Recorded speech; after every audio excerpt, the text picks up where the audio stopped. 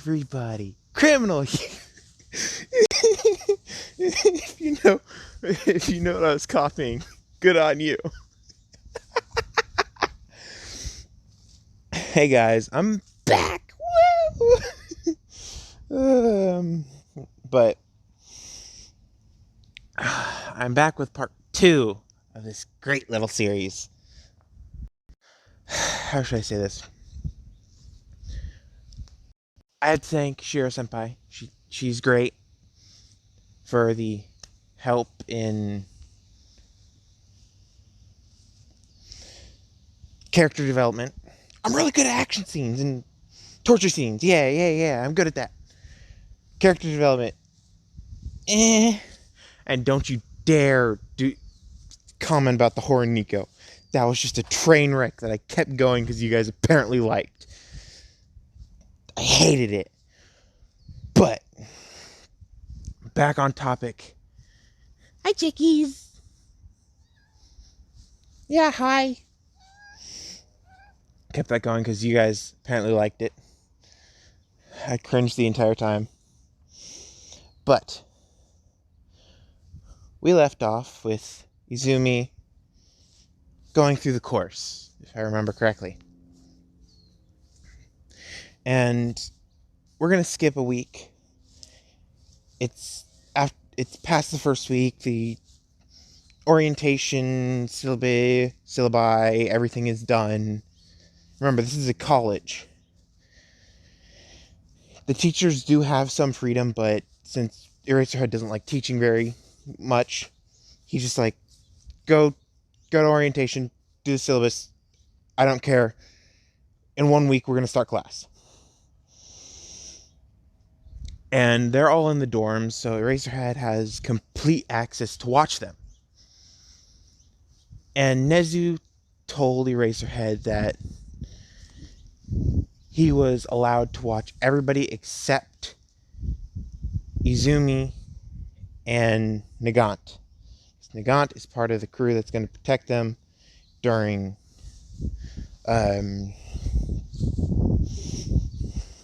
USJ, because he knows about that. And Izumi is his semi-niece. His adopted niece, basically. Because he's like family. And so he goes, sure. And he doesn't even need to watch Izumi because he knows that she either is training or in her room. That's it. So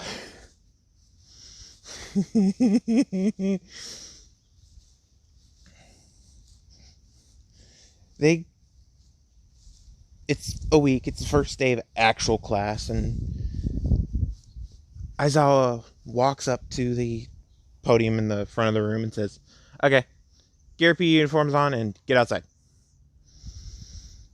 And Izumi, no hesitation, gets on her PE uniform and goes outside. So does Nagant. Everybody else is like, why? It's first day. Aren't you supposed to lay out what you're teaching us? And he goes, go outside. So they all finally go to the locker room, and the hole is there. And Izumi was not allowed to have actual guns during normal school days, but she was allowed airsoft. So the ones with little BBs. Yeah. So the Mineta incident happens. Instead of Jiro poking him in the eye, he gets a BB to the eye.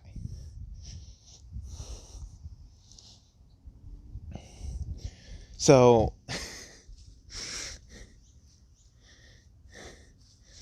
it's anime logic, so it bounces off. Don't worry.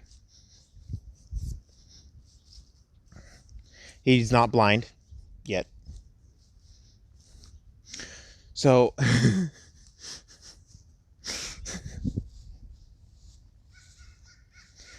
he gets out there after everybody else, and he's still clutching his eye. Aizawa's already known what happened because of Nagant and Izumi, because they got in, saw the hole. Everybody else started walking in. Izumi shot through the hole because she kind of saw him out of there.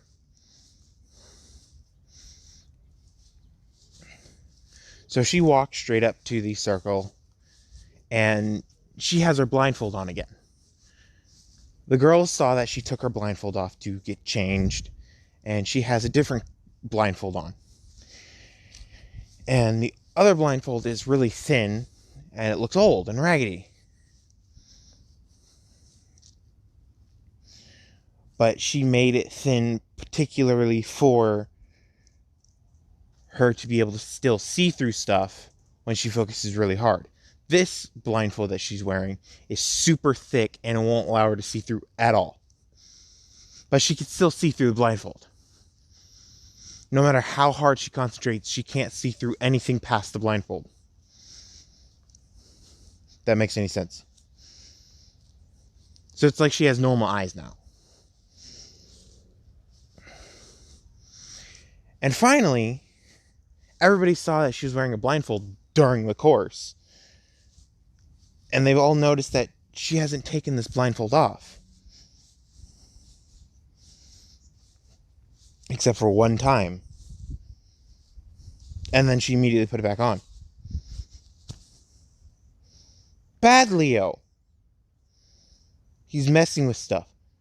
Bad.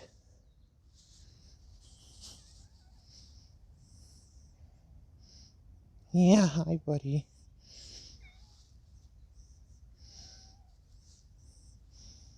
My cats are messing with each other. It's really annoying. But only one person has ever seen Izumi's eyes. Nagant and Nezu. Oh, Nagant, obviously. Duh. Ship.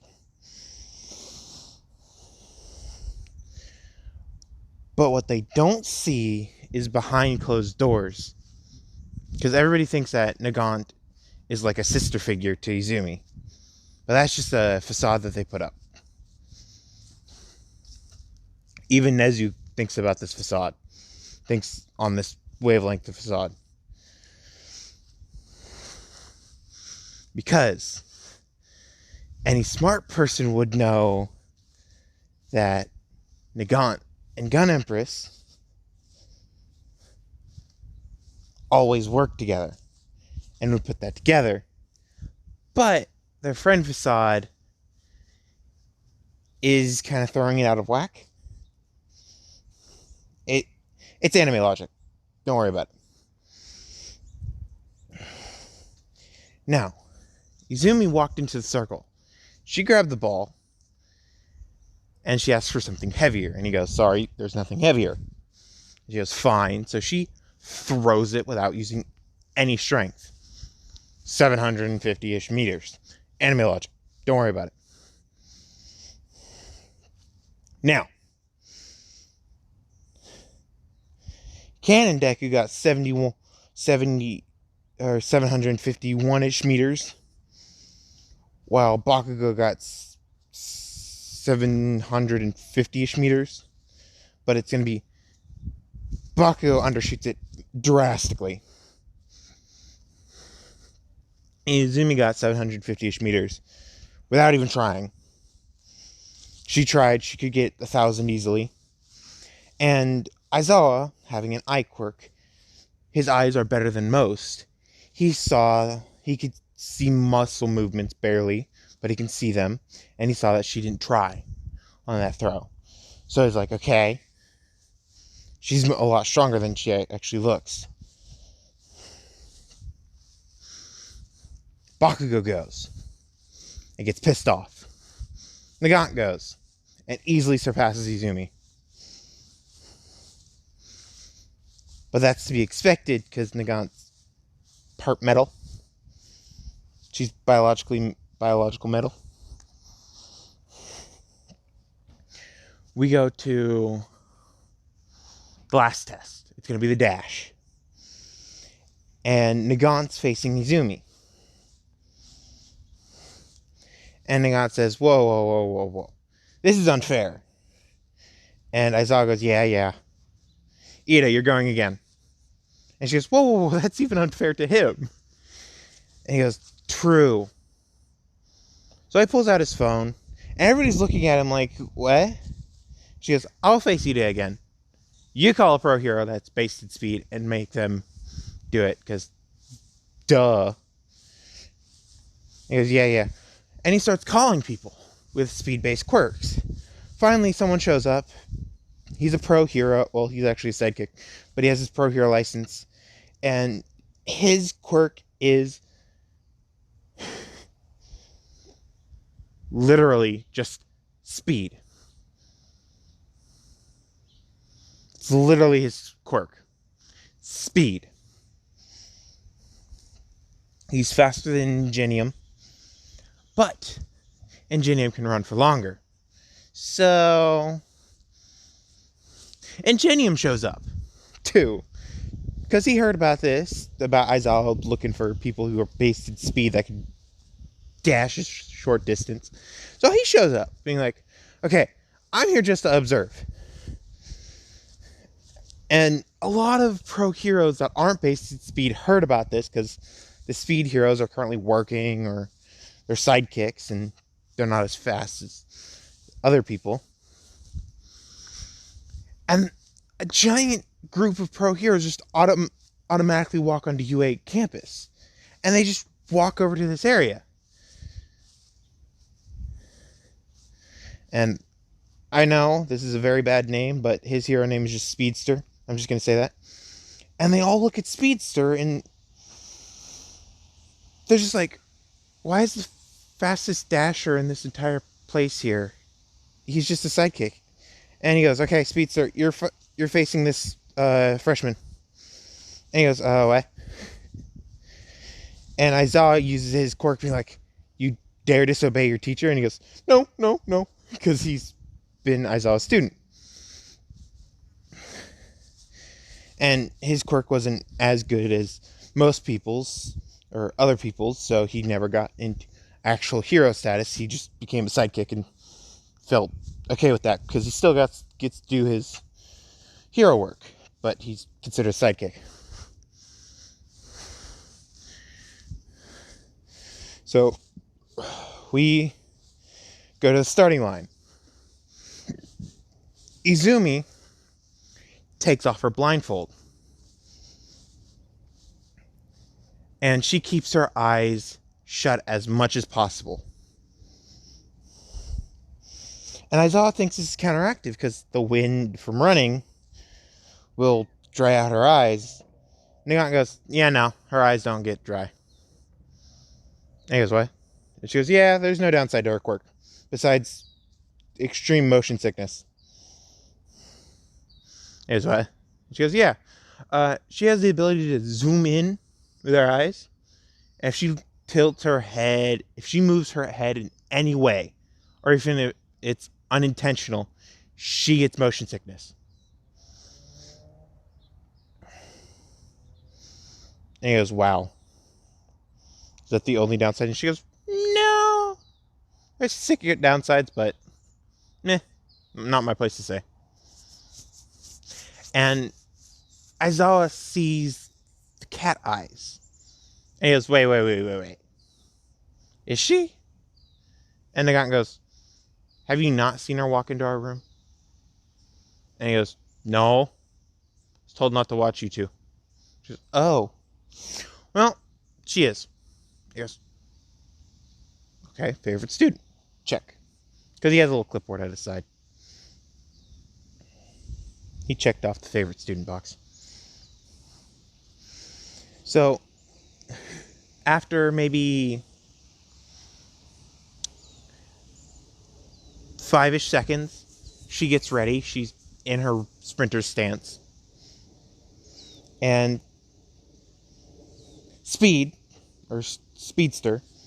is in his sprinter stance. And he's kicking up to high gear, pretty much literally. He's going to use his full speed, because he was told to by Aizawa. Aizawa pulls out a cap gun. If you guys don't know what a cap gun is, it makes a pop sound whenever you pull the trigger. And he pulls the trigger. It makes a pop sound. They both sprint off. And they had a hero there that can keep track of high velocity objects. And he says, how the hell did a little girl beat a sidekick? And Speedster stopped when he heard that. Literally, he stopped right before the end. It was a 100-meter dash. Izumi went past the line before Speedster could even get up to his max speed.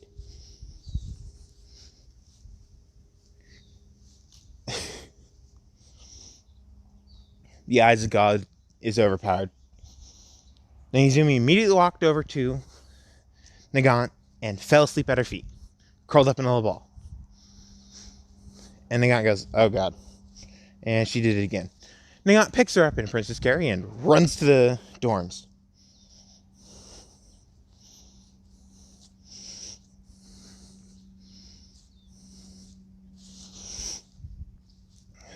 And Azawa goes, okay then?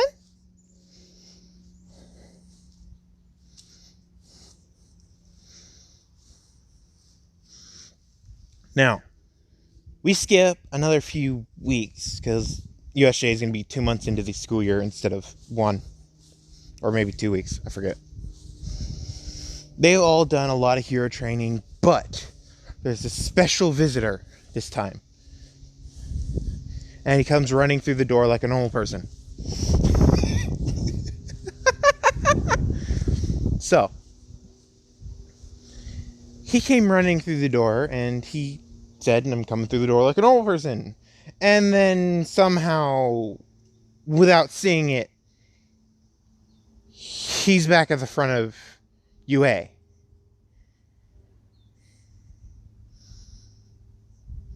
And all I can remember is piercing blue eyes. Piercing blue crystal eyes. It's all I can remember.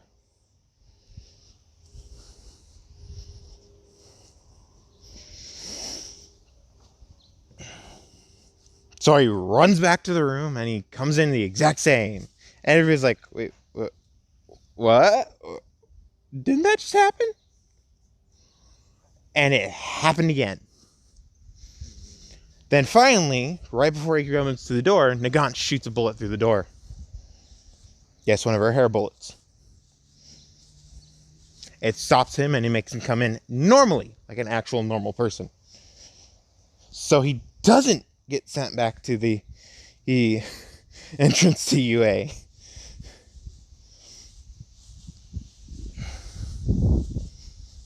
But every time he got sent back to the entrance to UA, something felt different.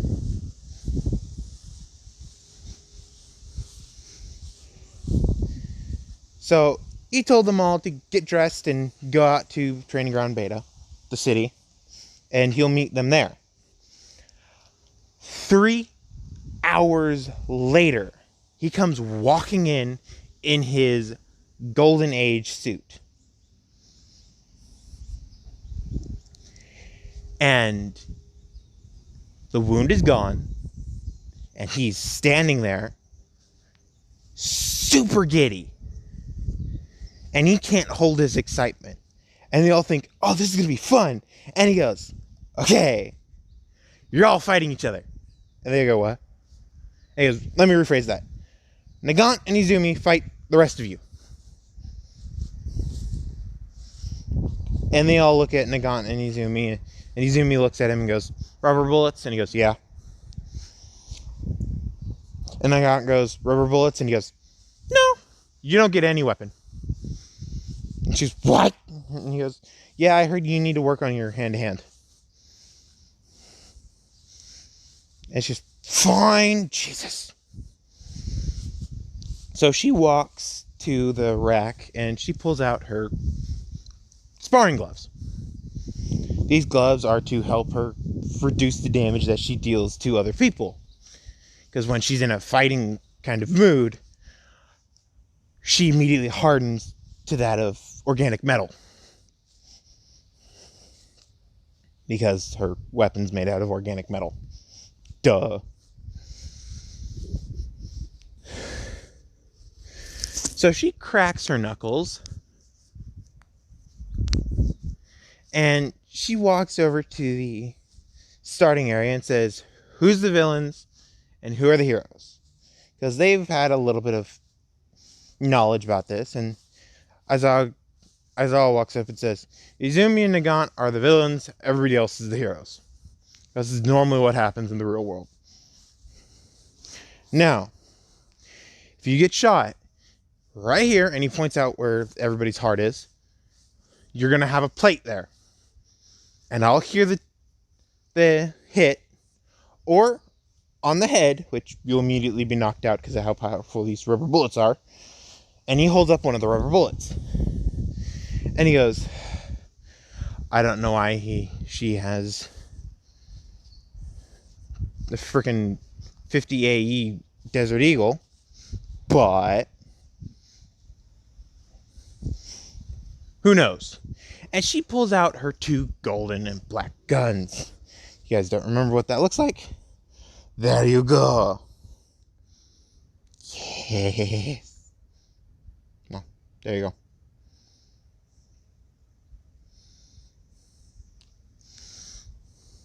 If I remember correctly, Desert Eagle's a 50 AE. So, we go to Izumi and Nagant finally place the bomb. And Izumi says yes or no to Nagant. And Nagant goes, yes. Show them how cruel the real world is. And she goes, okay. So she takes off her really thick blindfold and opens her eyes completely. And this dark hue, crystal blue eyes show up on the monitors. And All Might and Aizawa feel an immense pressure from those eyes. Like they're staring at God. See what I did there? And so Aizawa, in a shaky voice on the PA system, says, go. And they all get freaked out because whatever has Aizawa freaked is bad. So all of a sudden, a window bursts and someone comes jumping down. And both All Might and Aizawa show up at the training ground 5 minutes later, be like, that was over quickly. And she goes, cruel world. And she has her blindfold on again. And he goes, true. And he finally asks, what is your quirk? She goes, eyes of God. And he goes, can I get a description of what it does? And she goes, no. And Nagant goes, yeah, she's kind of secretive about that. And Izumi is staring daggers at Nagant, which Nagant feels because of the pressure of the eyes through the blindfold. So,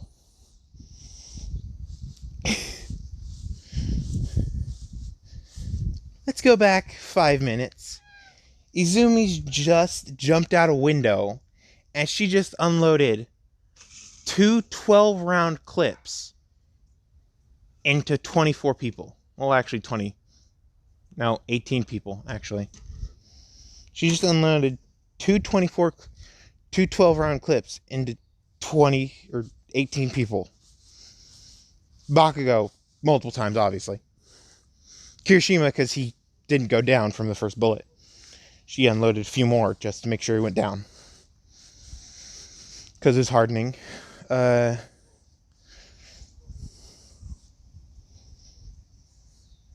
Sato, because his sugar rush kind of makes him dumb and hardhead.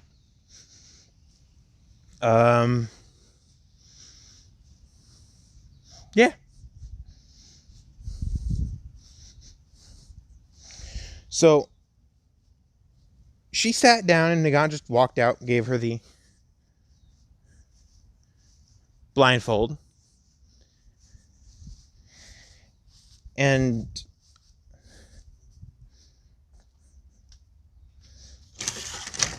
there we go. My cats are not separated, so they can't bother each other. They've been bothering each other in the background. That's why I've been stuttering sometimes.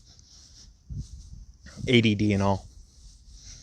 If you don't know, ADD stands for Attention Deficit Disorder. Most teenagers can withstand 30 seconds. I can only withstand 10. Unless I'm thinking it constantly. But, anyways.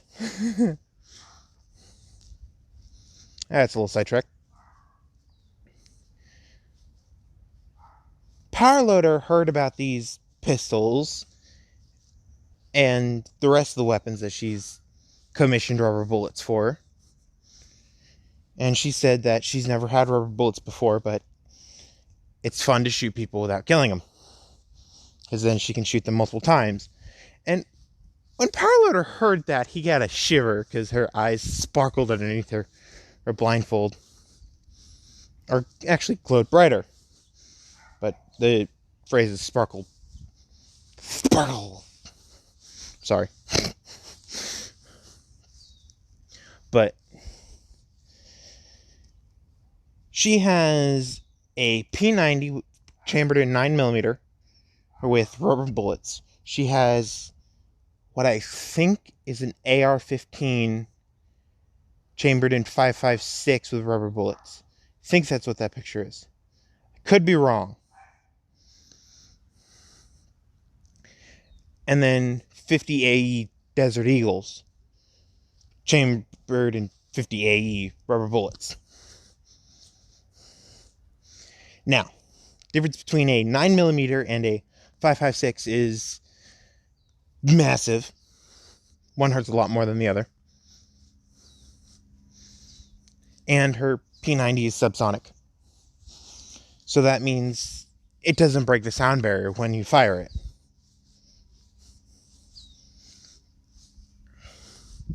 So she put a suppressor on it. Now no one can hear it besides her whenever she starts firing, if she's at a good distance. Now,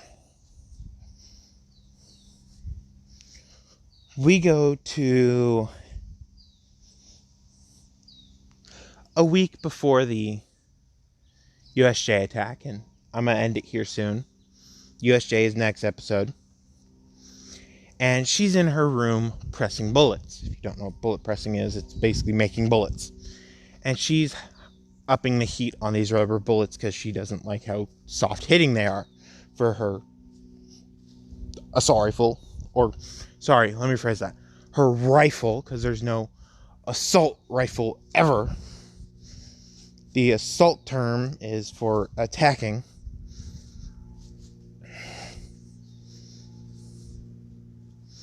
And we go to Nagant, who's talking with everybody, discussing what they want to do in the future, what they want to succeed in. And Bakugo yells that he's going to be number one. And all of a sudden shuts up from yelling and almost shits himself from being scared. And Nagant goes, oh yeah, Izumi has really good hearing.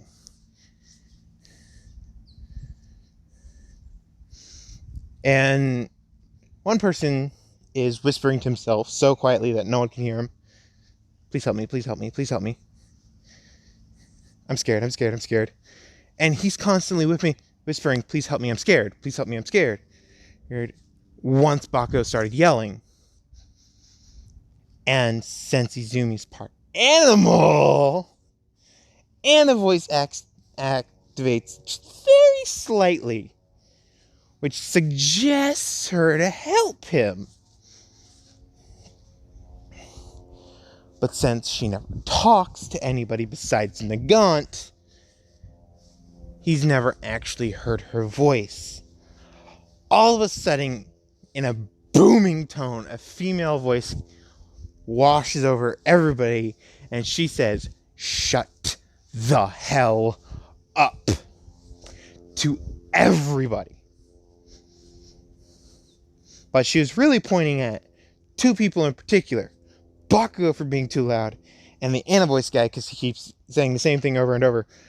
And it's annoying the crap out of her because she has a suggestion to help him. After that happened, we go to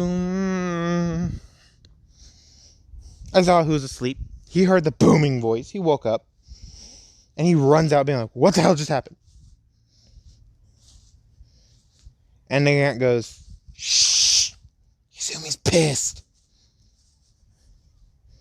All of a sudden, a live round gets shot in front of Nagant and Aizawa.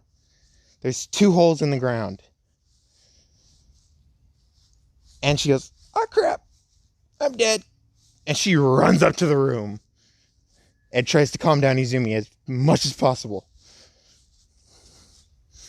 Aizawa's like, what?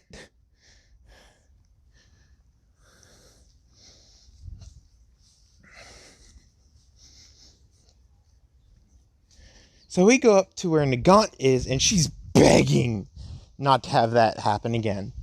And Izumi goes, I'm in a pissed mood because something keeps telling me to do stuff about Bakugo. I really want to kill him. And Nagant goes, part animal, right? And she goes, duh.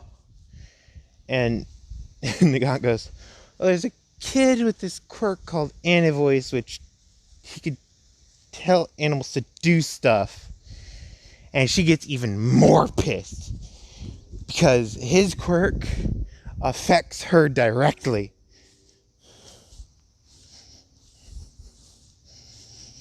So after maybe an hour or two of Aizawa just standing there, Nagant gives him a call and says, okay, it's good, but tell the guy with the Anna-voice quirk, or whatever his name is, that could tell animals to do stuff, to shut up. He's never to talk again around Izumi, or even close to her, because she gets pissed off when he does. And to tell Bakugo to shut up, or she's going to put a bullet through his brains. And he goes, yeah, sure thing. He walks over to the Anna-voice guy, and I forget his name. Koda.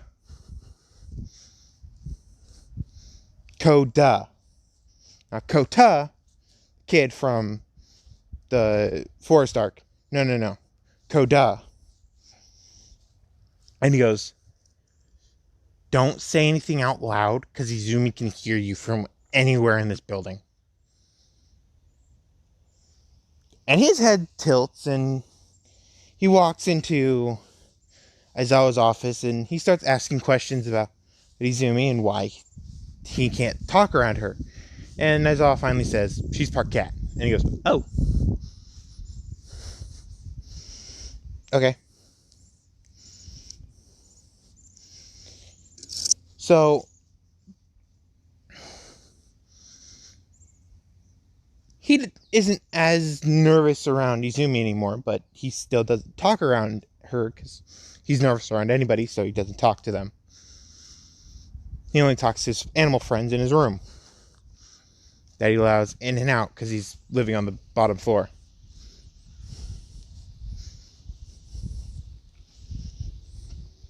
So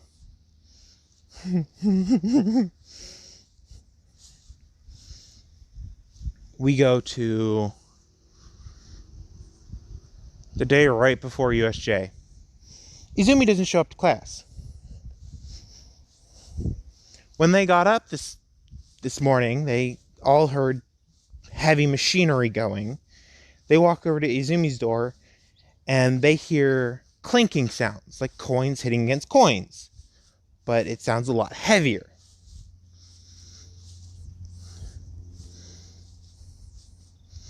And they heard Nagant talking about what they're doing tomorrow.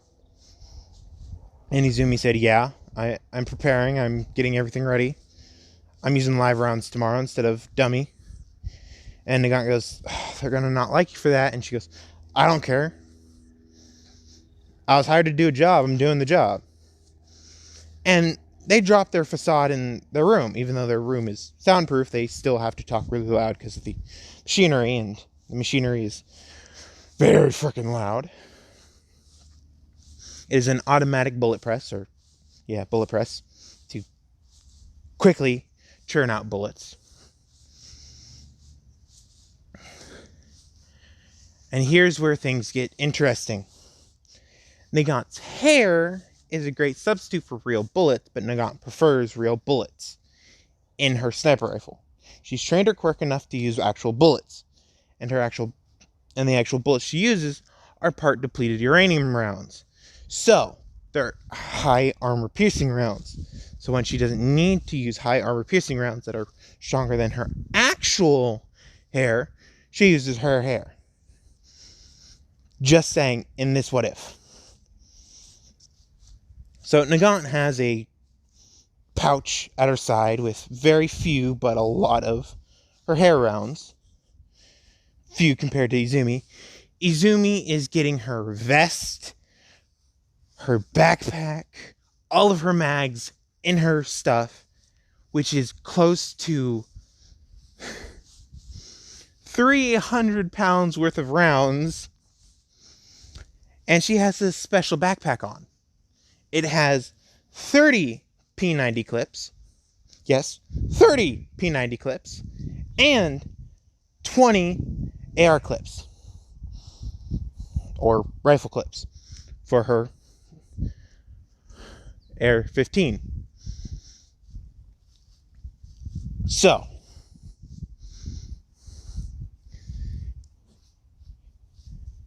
finally, the end of the day, someone knocks on the door. And it was Aizawa. He knocked on the door, and Izumi says, "Shit!" Because she saw through the door. She has her blindfold off, so she can prepare. So she clicks the off button. So she walks to the door and opens the little talking hole and asks, "So what's going on?" And this talking hole allows the actual thin door that you can hear through to be heard through. Because it pulls down a bit of soundproofing so it can be talked through. And he goes, "What's going on? I heard a lot of heavy machinery. Was wondering what was going on." And she goes, "Nothing much. I'm just talking with Nagant. We had some business to take care of, so he took care of it today. But we're both ready for the field trip tomorrow." And he goes, "Okay. Just okay. Good to know. I'll see you tomorrow." And he's super curious on what's going on. And Nagant goes, "We're gonna have to tell him tomorrow." And she goes, "I know. I'm gonna freaking tell my uncle too. That's if we don't run." And Nagant goes, "We're not running from another employer. Just fine. I ran from that particular employer because that was my freaking mother one time." And Nagant goes, "I know. Lovely woman though." And Izumi goes, "Yeah, I know.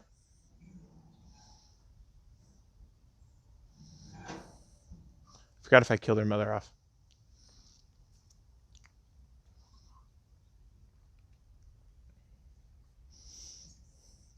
And Izumi goes, "Oh crap, today's the day." And Nagant goes, "No. You already have him in the hospital. You do not need to finish him off." She says, "But," and Nagant goes, "No. He's already learning his lesson because he can't do anything besides just sit in a hospital bed." And Izumi is trying to argue, and Nagant goes, "No. This is the one time I can say this. No." And Izumi goes, "Fine." And every single hero in the city was called to this particular hospital and told to be on standby because there's possibly a very vicious little girl coming for her father to kill him. And every hero's like, "What?" And Nezu fills them in that Izumi's father was a torturous bastard to her, and that she kind of put the whole bullet through his head, and why he's currently stuck in a coma.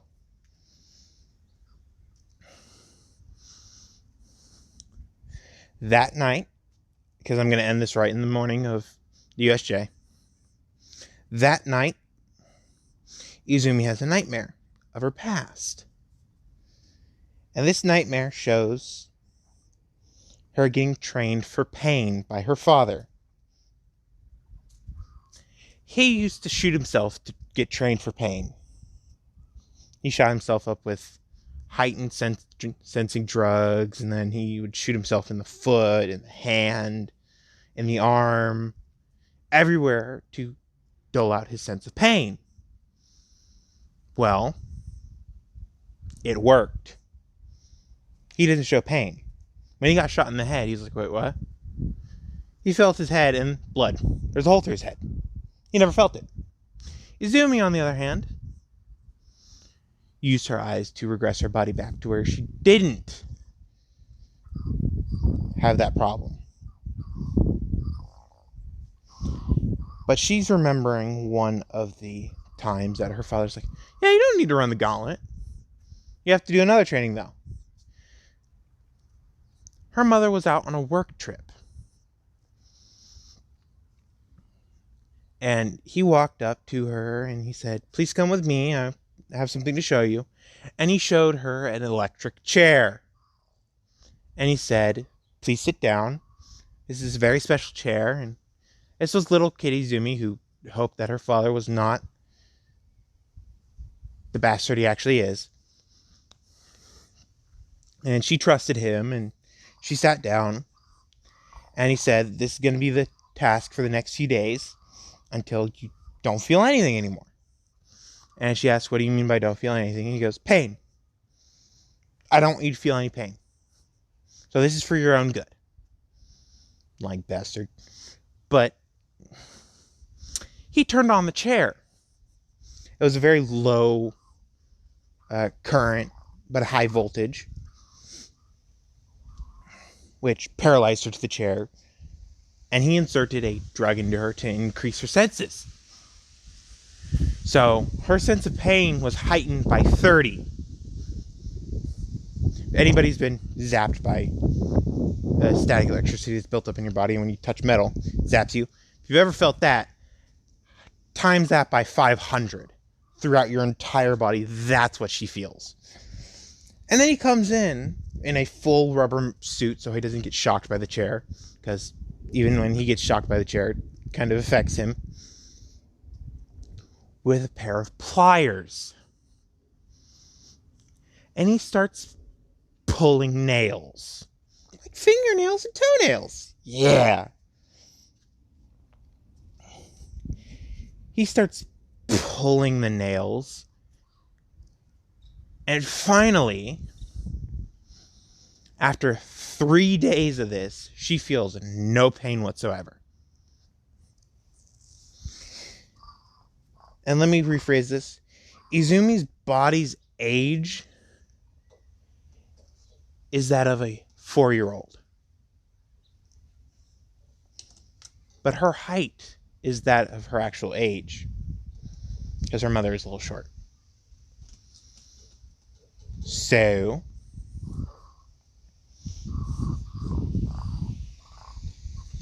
we go to when Izumi finally gets off the chair. She feels no pain. And Snipe says, okay, now here's a little test. Touch this. And he points to a candle. He says, touch the flame. As she does so, she feels no pain. And he goes, good job. That took only 1.5 days. You get a half a day rest. So after that half day, she starts running the gauntlet again, and her mother gets back. She starts getting abused again from Snipe. The only time Snipe is a loving father is and she surpasses his expectations. It took him 3 months to train out the pain. For her, it only took 2.5 days.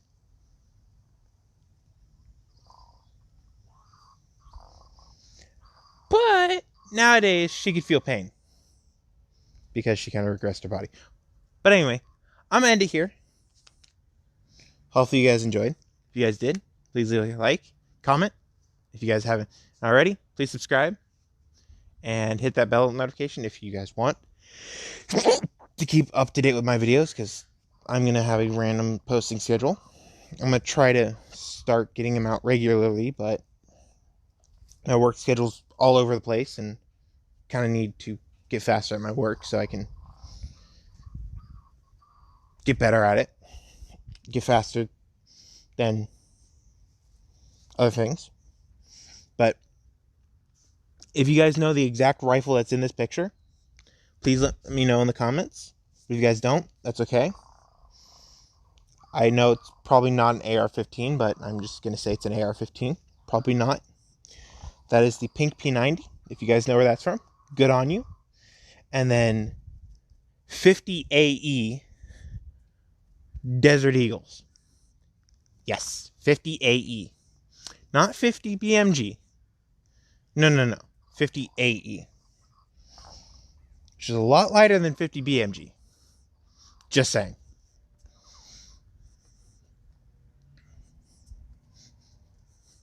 So, thank you guys for watching. If you guys would like the video, like I said earlier, if you guys have made it this far into the video, which some of you do, please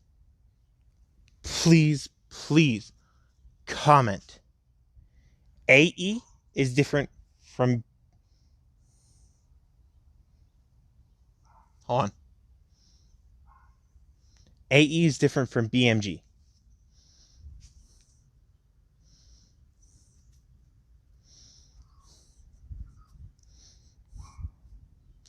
AE is different from BMG, and I'll immediately heart the comment. No matter what it is, I'll immediately heart it if I see AE is different from BMG.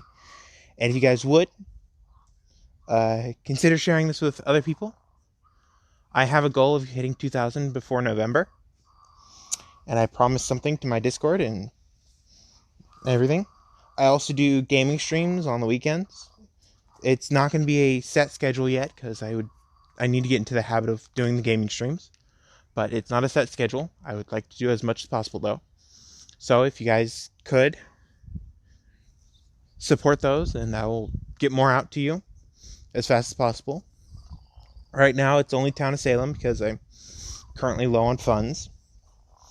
Once I get more funds, I will start branching out different games. Once I actually get a gaming computer, though, I'll be able to play a lot more different games than just friggin' Town of Salem, and when I get a better internet connection. But anyway,